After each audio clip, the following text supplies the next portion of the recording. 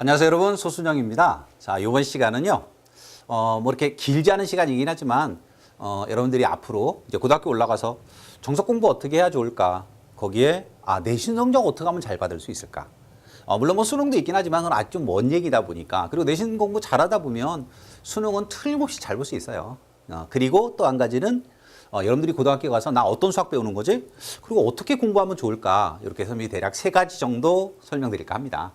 자, 우선 첫 번째, 뭐 제일 중요하다라고 볼 수 있는 것 중에 하나가 아마 여러분들보다는 여러분들 부모님이 훨씬 더 많이 관심을 갖고 있을 것 같아요. 선행 어떻게 하면 좋을까? 물론 뭐 예전에 수학을 굉장히 잘했다. 나 중학교 때 잘하고 초등학교 때 잘했으니까 그냥 학교 가서 뭐 선생님이 알려주는 대로 따라가면 되겠지. 사실 고등학교 수학이 그렇게 좀 이렇게 여유 있게 공부하다 보면 조금 위험하더라고요.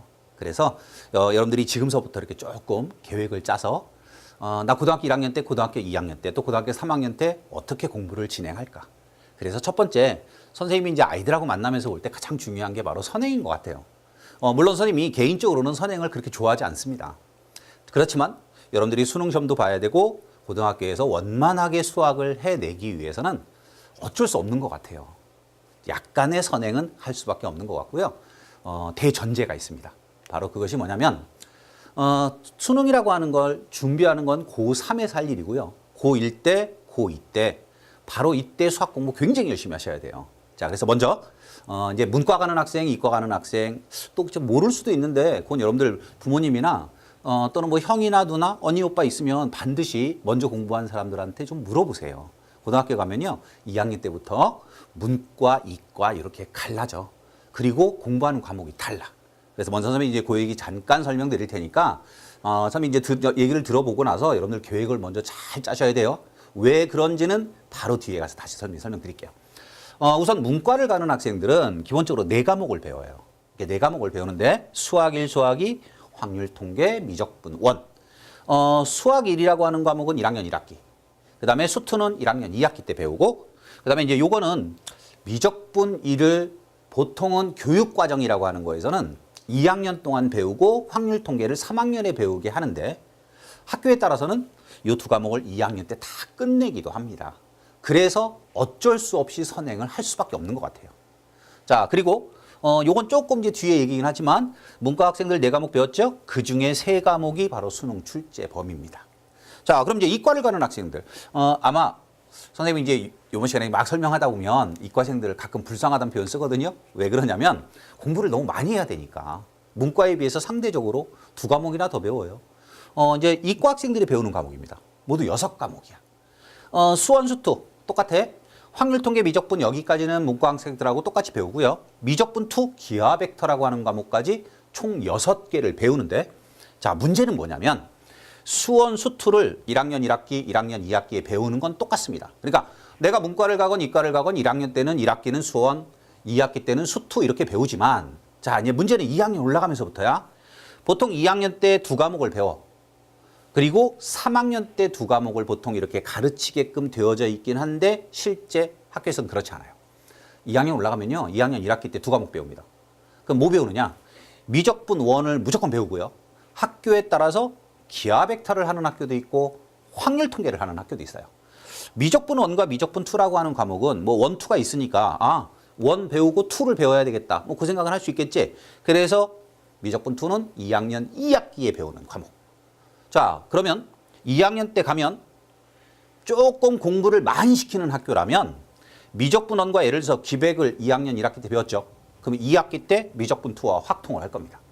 물론 확통과 기백을 어떤 거 1학기 어떤 거 2학기 그건 정해져 있지는 않아. 그건 학교에서 여러분들 이제 입학을 하면 이제 교육과정이라고 하는 걸 나눠줘. 그럼 이제 그 안내서를 보면 내가 몇 학년 언제 무슨 과목을 배우겠다라고 하는 것을 알 수가 있어. 그래서 여러분들이 나 앞으로 선행 공부 어떻게 해야 되겠다라고 하는 걸 그걸 토대로 해서 여러분들이 짜시면 되고, 역시 수능 과목은요 3과목이긴 하지만 3과목이라고 생각하시면 안 돼.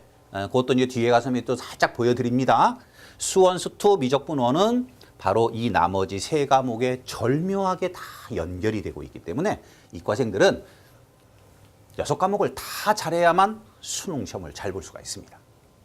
자, 그러면 나 문과를 갈 건지 이과를 갈 건지를 이제 여러분들이 이제 정하고 나면 나름대로 좀 선행 계획을 짜야 되는데, 이게 시기적으로 이건 하나의 샘플이에요. 이미 공부를 많이 한 학생들도 있을 것 같긴 한데요. 요건 선생님이 그냥 참고적으로 짜본 겁니다. 그럼 선생님 나 중3 여름방학 또는 중3 2학기 벌써 지났고 나 겨울방학도 지금 많이 지나가고 있는데 어떻게 해요? 그러니까 이건 하나의 예시니까 대전제 하에서 나 이때까지 공부해야 되니까 지금 어떤 공부를 어떻게 해야 되겠다. 그 계획만 짜시라는 겁니다. 자, 선생님이 여러분들한테 권하는 대전제는 뭐냐면 고등학교 2학년 여름방학 때까지만 선행학습을 합니다. 그때까지 진도를 끝내라는 겁니다. 그거는 여러분들이 내신 성적 말고 수능을 잘 보기 위해서는 고3, 보통 우리가 흔히 예비 고3이라고 부르죠. 이제 고등학교 2학년 겨울방학부터 그때는 수능 준비에 들어가야 돼. 그때는 진도학습 나가면 안 돼. 그러니까 여러분들이 선행학습이라고 불릴 수 있는 진도학습을 할 수 있는 시간은 언제밖에 없느냐? 바로 고등학교 2학년 여름방학 때까지. 그래서 사실은 조금 빨리 시작했어야 될 것 같기는 해요. 그래서 이건 하나 여러분들이 샘플로 보시고요. 문과 학생이라면 4과목이거든요. 여기서 뭐 이렇게 딱 나누는 걸 보면 진도학습이라고 한 건 뭐냐면 그냥 처음 공부하는 거라고 생각하시면 돼요. 그 다음에 겨울방학 때 심화학습 한 번 더 보는 거예요. 그러니까 2번 정도 보는 계획이야. 많은 게 아니야, 절대로. 그래서 여러분들이 지금 이 학기 중에 보면 아무것도 없네. 그럼 그때는 놀고 먹나? 그게 아니고 그때는 내신 준비하세요. 그래서 여러분들이 진도를 나가는 그 처음 공부하는 그 공부나 아니면 다시 복습을 하게 되는 교육과정과 상관없이 즉 학교에서 진도 나가는 것과 상관없이 공부하는 것들은 주로 방학을 좀 이용하시고 그 다음에 학기 중에는 철저하게 내신 준비하세요. 그 내신 준비를 학기 중에 해야 되는 이유가 그것도 뒤에 가서 또 잠깐 설명드릴 겁니다. 지금 이제 고등학교 2학년 여름방학 요때까지 뭐를 하느냐? 결국은 진도학습 내지는 다시 한번 복습을 하는 심화학습. 그렇지만 이거는 하나의 샘플이라고 했고요. 절대로 양이 많지 않다라고 했습니다. 왜? 2번 정도씩밖에 못 보기 때문에. 이제 선생님 좀 아까 불쌍하다라고 표현할 수도 있다라고 하는 이과생들 있죠? 6과목입니다. 심각합니다, 사실. 보시면 이게 예비고1이에요. 예비고1 겨울방학 때 그냥 선생님이 샘플로 잡아놓은 것만 해도 3과목을 봐야 됩니다. 그래서 절대적인 것은 아니지만 여러분들이 한 번 정도 참고해서 나 고등학교 2학년 여름방학 때까지 어떻게 해서 내가 배워야 되는 고등학교의 진도를 끝낼 수 있을까. 그래서 미리미리 여러분들이 계획을 짜셔야 되고요. 지금 나 아직 고등학생 되지도 않았는데 이렇게 여유 놓고 있을 때가 아니라는 겁니다. 특히 이과를 갈 학생들은. 자, 이제 요게 고등학교 2학년 여름방학 때까지. 여기 좀 신박하죠? 뭐 이렇게 하다 보니 사실 겨울방학이라고 하는 게 여러분들 그 고등학교 1학년 올라가기 바로 직전 겨울방학, 고등학교 1학년 겨울방학 이렇게 딱 2번밖에 없습니다. 그 시기가 가장 많은 수학 공부를 해야 되는 시기예요. 그러다 보니까 여기는 고1 겨울방학은 무려 4과목을 공부해야 되는 사실 불상사이기도 한데 이게 과목 수가 많다 보니까 여러분들 어쩔 수 없는 것 같아요. 그래서 지금 선생님이 보여드린 이 예시를 참고해서 앞으로의 여러분들이 공부를 어떻게 해야 될지 계획을 좀 잘 짜보시도록 하고요. 요거는 아직 별 관심이 없을 수도 있어요. 그렇지만 실제 여러분들이 이제 고등학교 1학년 입학하고 그다음에 학교를 다니기 시작하면서 아마 여러분들을 가장 압박하는 건 수능보다는 내신이겠죠. 자, 어떻게 하면 내신 잘 받을 수 있느냐. 어찌 보면 선생님이 여러분들한테 하는 얘기가 굉장히 원론적인 얘기고 뭐 저렇게 꼭 해야 되나라는 생각이 들을 수도 있어요. 그렇지만 한번 겪어보시면요. 중학교 때와는 완전히 다르다라고 하는 걸 알 수 있어요. 자, 이제 그 구체적인 얘기를 하기 전에 왜 고1 수학이 중요할까? 아까 선생님이 처음에 문과 가는 학생, 이과 가는 학생이 각각 4과목과 6과목을 배우고 그다음에 문과는 그 중에 3과목, 이과는 그 6과목 중에 3과목이 수능법이다. 수능 과목엔 수학 1은 전부 다 빠져 있다. 수학 2는 문과 학생들만 수능 시험을 보는 과목이다. 그러면 뭐 적당히 하면 되는 거 아니야? 라고 생각하기 쉽지만 특히 이과 학생들한테 고1에서 배우는 수학 1과 수학 2는 엄청나게 중요합니다. 뭐 적절한 예가 될런지 모르겠는데 이런 것 같아요. 여러분들 덧셈 배울 때 2 더하기 3이 5라는 거 배우지? 그 다음에는 5 더하기 8이 13이라는 걸 배워. 덧셈이라는 측면에서 보면 똑같은 것처럼 느껴지지만 2 더하기 3은 그냥 5가 되는 거야. 손가락만 갖고도 계산이 돼. 그렇지만 5 더하기 8은 자릿수 변화가 일어나. 자, 거기다가 이젠 뭐 2자리, 3자리 가지고 덧셈하기도 하고 복잡한 수를 갖고 덧셈하기도 해. 그러면 지금 여러분들은 아주 자유자재로 복잡한 수를 주더라도 더하기를 잘할 테지만 처음서부터 과연 그럴 수 있었을까요? 뭐든지 수학은 단계를 밟아가면서 여러분들의 실력이 쌓여가기도 하고 쉬운 내용으로부터 어려운 내용까지 점진적으로 배워갈 것 같아요. 바로 고1 수학이 여러분들이 앞으로 겪어야 되는 그 수능 시험이라고 하는 거에서 보면 바로 그런 것 같아요. 2 더하기 3 또는 5 더하기 8 그 정도 수준이라고 볼까? 기초입니다. 기초. 이렇게 중요합니다. 앞에 있는 요 3개의 단원이 수학 1에서 배우는 단원, 요 4개 단원이 수학 2에서 배우는 단원이에요. 다 적을 수가 없었어. 그냥 아주 특징적으로 연결이 되는 단원만을 보여드리고 있습니다. 근데 여러분들이 이거 보면 알지만요. 미적분 1 빼고 결국 기백이나 기하 벡터입니다. 미적분 2나 뭐 이런 과목들은 이과생들이 배우는 과목이다 보니까 아무래도 문과보다는 이과 학생들이 고등학교 1학년 때 배우는 수학 1과 수학 2가 월등히 중요하긴 합니다. 그러니까 여러분들이 앞으로 수학 1, 수학 2 공부하면서 나 이거 앞으로 뒤에 가서 이런 데서 써먹을 거야. 그게 어딘지는 모르지만 써먹을 거야 라는 생각을 가지고 일회성으로 공부하지 말라는 거예요. 여러분들 꼭 명심하고 있어야 됩니다. 자, 그러면 그냥 뭐 선생님이 잠깐 보여드리는 내신 성적 잘 받는 방법이야. 선행학습 방학 중에만 해라. 학기 중에는 내신 대비에 집중해라. 2학년 여름방학이 여러분들이 진도학습을 하는 마지막 기회일 수도 있다라고 하는 거 꼭 명심하시고요. 일찍 시작해서 일찍 끝내라. 요건 여러분들이 아마 이제 겪어보면 뼈저리게 느낄 수 있는데요. 시험 일주일 전에 수학 공부 끝내십시오. 자, 그 말은 뭐냐면 아마 지금도 여러분들 뭐 학원을 다니거나 과외를 하거나 뭐 이런 거 할 수도 있어요. 중학교와 고등학교는 많이 다릅니다. 그 많이 다르다라고 하는 게 배우는 양도 많고요. 난이도 면에서도 어렵습니다. 그러면 여러분들 중학교 때 그냥 경험만 가지고 봐봐. 시험 일주일 전 되면 수학만 하나? 영어도 해야 되고 국어도 해야 되고 사회도 해야 되고 과학도 해야죠. 수학에 올인할 수가 없어. 그러니까 수학 공부를 시험 일주일 전에 끝내놓으면 남은 일주일간은 결국은 수학뿐만 아니고 다른 교과목에도 여러분들의 노력을 쏟아져 부을 수가 있고 그러므로 해서 여러분들의 내신 성적이 전 과목이 다 성적이 올라갈 수 있습니다. 그럼 그렇게 하려면 어떻게 해야 되느냐? 일찍 끝내야 되니까 당연히 일찍 시작해야죠. 그래서 그냥 선생님이 권하는 거야. 실천 잘 못할 것 같긴 해. 3월 2일 날 입학했어. 곧바로 내신 대비. 수학만큼은 내신 대비. 그러면 한 8주나 9주 정도 시간이 나와요.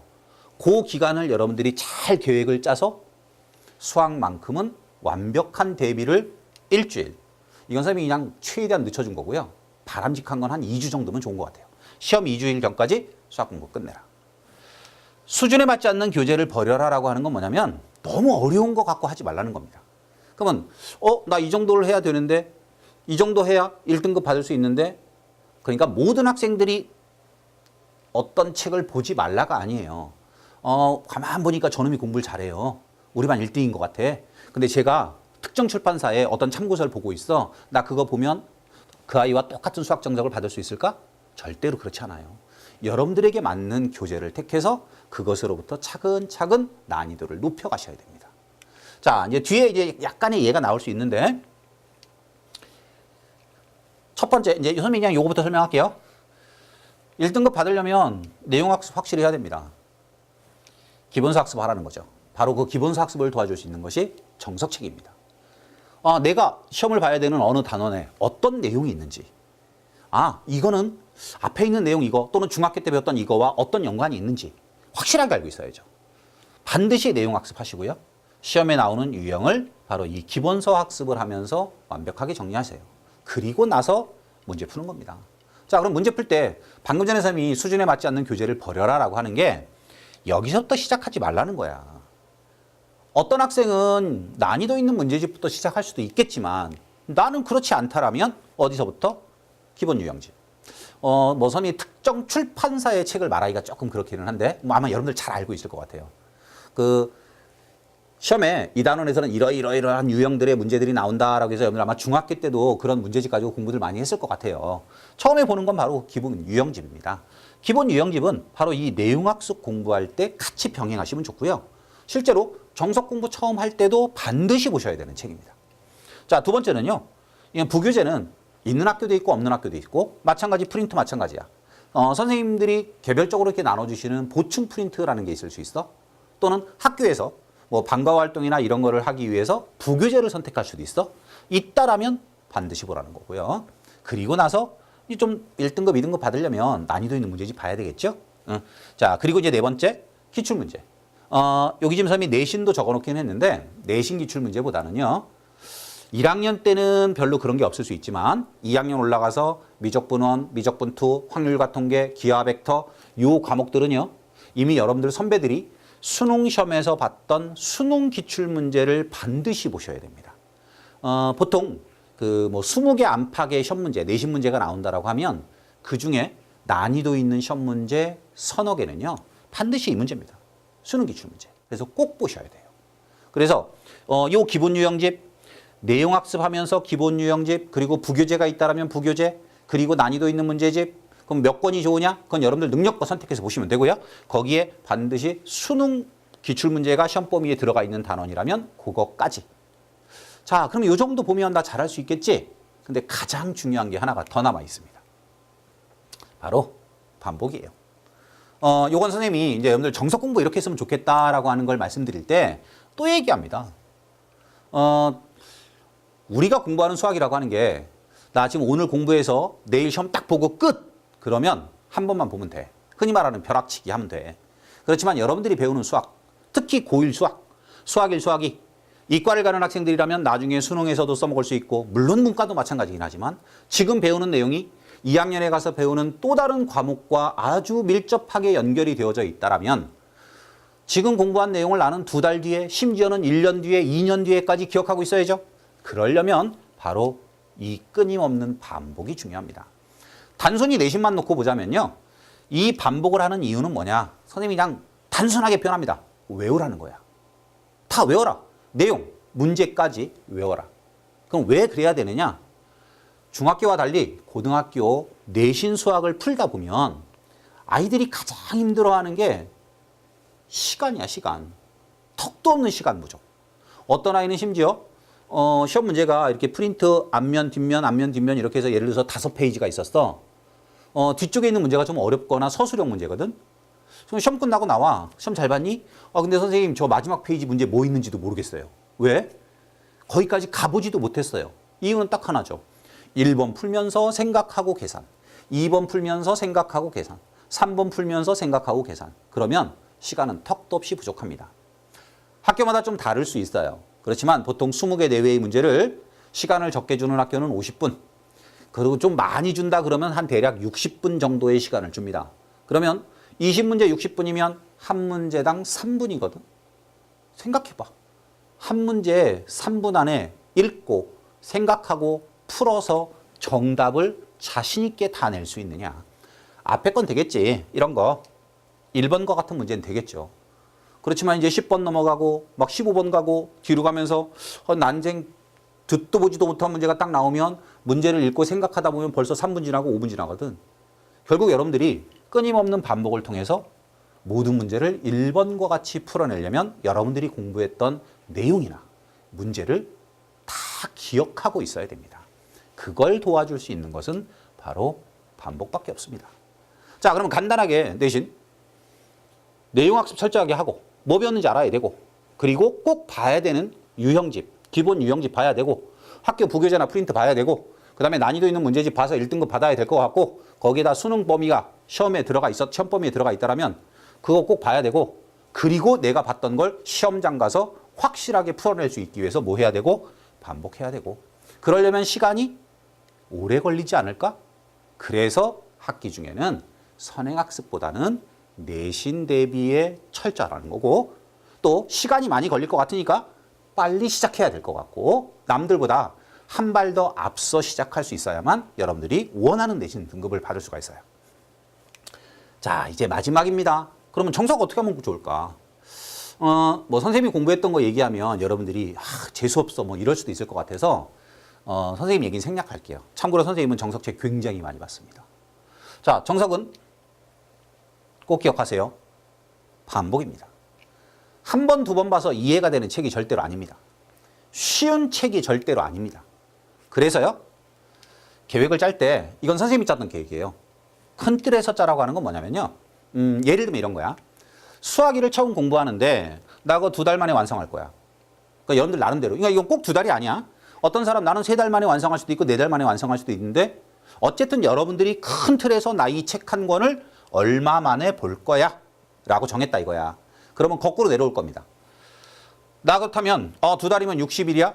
근데 60일 중에 예를 들어서 매주 일요일은 수학에서 좀 해방되고 싶어. 그러면 일주일에 6일이야? 2개월을 4주라고 생각해. 24일, 2개월이면 8주가 나올 거고 6, 8, 48, 48일이 있네. 그러면 수학 일책 한 권만 놓고 48일 동안 내가 이만큼의 책을 보려면 나 하루에 얼만큼 공부하면 될까? 이건요. 실제로 선생님이 고3 때 썼던 방법입니다. 고3 때 내가 수학을 몇 점 받고 싶어. 나 그러려면 이만큼의 책을 볼 거야.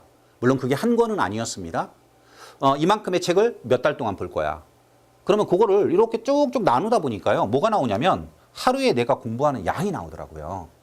그래서 선생님은 계획을 어떻게 짰냐면 나 며칠 날 몇 시부터 몇 시까지 수학 공부, 그 다음에 몇 시부터 몇 시까지 밥 먹고 뭐 이런 계획표 말고 수학이면 수학, 국어면 국어, 영어면 영어 내가 몇 달 동안 얼만큼을 봐야 되고 그러려면 그 양을 내가 공부할 수 있는 날로 좀 나눠봤어. 그랬더니 일일 학습량이 나오더라고. 그러면 어떤 날은요 2시간 공부하기도 하고요. 어떤 날은 3시간 공부하기도 하고 그렇게 되더라고. 자, 그러고 나서 한 일주일 정도 해봤어요. 그러고 나면 선생님이 계획했던 그 계획 자체가 잘 짜여졌을 수도 있지만 어떤 경우는 시간이 부족할 수도 있고 남을 수도 있잖아요. 그래서 한 일주 정도 해보고 뭐 했냐면 수정을 해요. 그리고 시간을 늘리거나 아니면 좀 줄이거나 뭔가 보완을 했습니다. 그리고 2달을 계획대로 움직여. 그러면 여러분들이 생각하는 뭐 수학이면 수학일, 수학이면 수학이 그 책을 아주 깔끔하게 끝낼 수가 있습니다. 선생님 말은 굉장히 잘하죠. 근데 여러분들 실제로 이거 실천은 굉장히 어렵습니다. 그래서 여러분들도 한번 참고해 보세요. 그러니까 뭘 참고하냐면 방학 계획이나 이런 거 짤 때 이렇게 동그라미 그리고 뭐 이렇게 몇 시부터 몇 시까지 뭐 하고 공부 이거 말고 국어면 국어, 영어면 영어, 수학이면 수학. 전체적으로 여러분들이 일정 기간 공부를 해야 되는 양을 정해 보시면요. 하루하루 내가 공부를 해야 되는 양이 나올 겁니다. 그걸 꾸준히 실천해 가는 노력을 한번 해 보십시오. 그리고 일주 정도 지나고 나서 다시 수정하는 거죠. 요거는 계획이 좀 과했구나. 요건 조금 더 해도 될 것 같은데? 그러면서 여러분들이 다시 과목 간의 적절한 안배를 해가면서 공부를 해보면 여러분들이 생각했던 것보다 훨씬 더 효과가 크게 나타날 것 같아요. 자, 이제 정석 공부하면서 두 번째입니다. 뭐 어떤 단원을 어떻게 공부하느냐는 그냥 설명하고 공부하면서 선생님이 차근차근 설명을 드리는 거고, 자, 두 번째 뭐냐? 처음 공부할 때 절대로 욕심 버리지 마세요. 정석책은 절대로 쉬운 책 아닙니다. 여러분들이 한번 쫙 수업을 듣거나 한번 공부했을 때 그 책에 있는 모든 내용이 완벽하게 이해되는 책이 절대로 아닙니다. 만만하지 않다는 겁니다. 그래서 처음에는 욕심 버리세요. 그러면 나름대로 나 지금 처음 공부하는데 뭘 하면 좋을까? 계획은 있어야 되고 목표는 있어야 되잖아. 그래서 선생님이 제안하는 건 뭐냐면 전체적 내용 파악해라. 예를 들어서 수학이래 1단원 다항식, 그 다음에 2단원에서 방정식과 부등식, 3단원에서 도형의 방정식을 배우면 적어도 책을 딱 덮었을 때 나 다항식에서 뭐 배웠지? 배운 내용은 알아야죠. 2단원에서 뭐 배웠지? 3단원에서 뭐 배웠지? 이거 뭐 하는데 써먹는 거지? 정도는 알아야 된다는 거죠. 문제 하나 풀고 못 푸는 것에 너무 일희일비하지 마시고 큰 틀에서 보는 연습을 처음서부터 하는 것이 좋을 것 같고, 그래서 책이 어렵다라고 하는 건 문제 자체도 어려울 수 있는 거잖아. 우선은 기본 문제 중심으로 공부하는 것도 괜찮을 것 같아요. 그러니까 뭔가 이제 내용 학습하고 우리 기본 문제 풀고 그 다음에 연습 문제도 풀 테지만 연습 문제 다 푸는 것보다는 기본 문제를 확실하게 이해하고 선생님 나 그럼 좀 부족한 것 같아요. 그러면 연습 문제는 좀 쉬운 거. 문제가 예를 들어서 25개가 있었는데 내가 풀 수 있는 문제는 10개밖에 없어. 그럼 나머지 15개 가지고 너무 고민하지 말라는 거야. 우선 첫 번째 공부할 때는 이게 표현이 좀 이상하긴 한데요. 그냥 버려. 그럼 선생님 그거 안 하면 어떡해? 여러분들 뭐 할 거야? 반복할 거잖아. 반복할 거니까 처음에는 전체적으로 뭐 배웠는지 알고 기본 문제 정확하게 이해하고 그리고 아까 선생님이 얘기했었던 유형집 조금 난이도가 좀 떨어지는 유형집, 기본적인 유형집 가지고 이 단원에서 배웠던 내용을 이런 식으로 다양하게 문제로 적용할 수 있구나 하는 거 여러분들이 느끼시고 연습 문제는 우선 풀 수 있는 것 위주로 뭐 홀수번을 푼다든가 짝수번을 푼다든가 이런 방법도 괜찮고요. 아니면 일단은 풀리는 문제만 풀고 안 풀리는 문제는 잘 표시해두고 넘어가고 언제 두 번째 볼 때 또는 세 번째 볼 때, 네 번째 볼 때 그 문제를 풀 수 있게끔 노력하면 되는 것 같아요. 욕심 버리세요. 그래서 처음에는 특히 수학이 자신 있는 과목이 아니다라고 하면 욕심 버리고 공부하는 것도 좋을 것 같고요. 자, 이제 마지막이야. 약간의 위로가 될 수도 있을 것 같은데 수학은 나만 어려운 게 아닙니다. 다 같이 어려워요. 인정하면 됩니다. 아, 내가 공부하고 있는 이 책, 정석책, 쉬운 책 아니래. 그렇지만 내가 이 책을 깔끔하게 이해했을 때 나는 그 누구보다 수학을 잘할 수 있어. 그러면 이 어려운 책 또는 쉽지 않은 책을 어떻게 공부하는 것이 좋을까? 자, 요 화면에는 없네. 반복학습이라고 했습니다. 처음에 이해 안 되는 거 두 번째 볼 때, 세 번째 볼 때 차근차근 이해해가면서 그 횟수가 늘어나면 그래서 선생님이 여러분들한테 권하는 건 적어도 3번에서 5번. 3번에서 5번 정도를 복습할 수 있다 그러면 충분히 여러분들이 정복할 수 있습니다. 그래서 어려운 게 등장하면 나뿐만 아니고 모든 학생들이 다 똑같이 어렵다라고 하는 거. 자, 그 다음에 요건 선생님이 이제 수학을 설명할 때 늘 쓰는 말 중에 하나예요. 앞으로 공부하면서도 여러분들 항상 명심해 보십시오. 수학, 추상적 약속에 기호합니다.